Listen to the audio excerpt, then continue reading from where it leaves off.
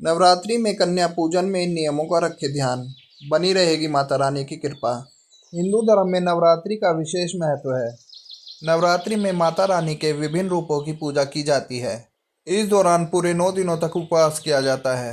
कहते हैं कि माता रानी की विधि पूर्वक पूजा अर्चना करने से उनकी कृपा बनी रहती है। नवरात्रि में कलश स्थापना करना बेहद शुभ माना जाता है। इस दौरान ऐसा कोई कार्य नहीं किया जाता जिससे माँ दुर्गा रुष्ट हो जाएं। नवरात्रि के व्रत को पूरा करने के लिए कन्या पूजन का विधान है। अपनी रीत के अनुसार अष्टमी या नवमी तिथि के दिन लोग कन्या पूजन करते हैं। इस दौरान कन्याओं को घर पर बुलाया जाता है, उनकी पूजा कर उन्हें भरपेट भोजन कराया जाता है।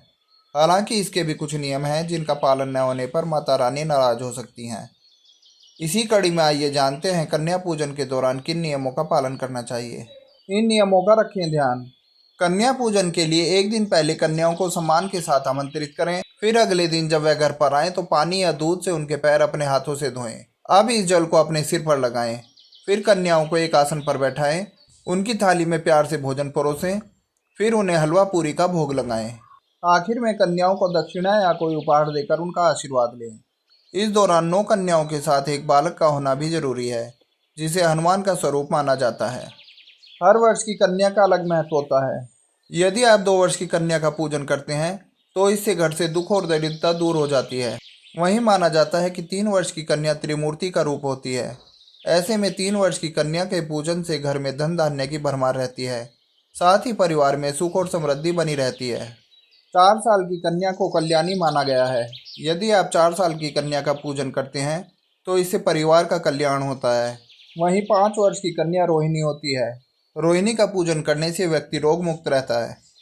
वहीं आपको बता दें कि 6 साल की कन्या को काली का रूप माना गया है। काली का रूप से विजय, विद्या और राजयोग मिलता है। वहीं 7 साल की कन्या को चंडिका माना जाता है। उनका पूजन करने से घर में ऐश्वर्य की प्राप्ति होती है। यदि आप कन्या पूजन के दौरान 8 वर्ष की कन्या जिमाते हैं तो वह शांभवी कहलाती है। इनको पूजने से सारे विवाद में विजय मिलती है। इसके अलावा 9 साल की कन्याओं को दुर्गा का रूप माना जाता है। इनका पूजन करने से शत्रुओं का नाश हो जाता है। साथ ही 10 साल की कन्या सुभद्रा कहलाती है। इनका पूजन करने से भक्तों की मन की इच्छा पूरी होती है। यह जानकारी मान्यताओं तथा विभिन्न माध्यमों से ली गई है। हमारा उद्देश्य केवल आपको जानकारी देना है।